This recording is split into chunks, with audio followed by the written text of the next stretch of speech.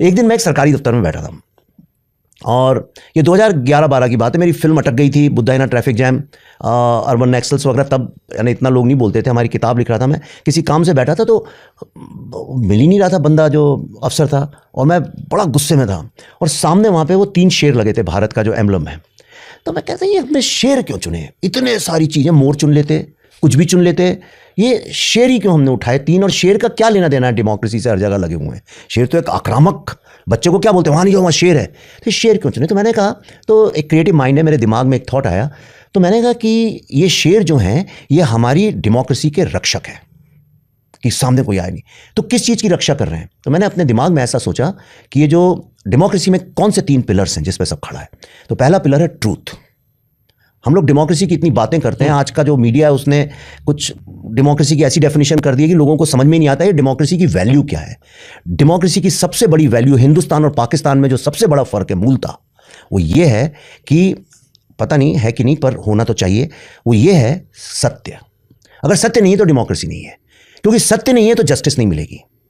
तो वह है दूसरा शेर। पहला शेर है राइट टू ट्रूथ, दूसरा शेर है राइट टू जस्टिस। और सत्य और जस्टिस जहां पे होता है वहीं पे लाइफ की डिग्निटी है, लाइफ की वैल्यू है, और राइट टू लाइफ है। तो इसलिए तीसरा शेर है राइट टू लाइफ। तो ये सोच के मैंने कहा चलो 3 फिल्में बनाऊंगा, ट्रिलॉजी। वहां से आइडिया निकला। इंडिया में सत्यजीत रे ने बनाई है एक ट्रिलॉजी अप्पू के ऊपर। तो पहली फिल्म मैंने कहा, अगर भारत के दूसरे प्रधानमंत्री के मृत्यु का सत्य आज भी संदेहास्पद है तो फिर ट्रूथ कहां है?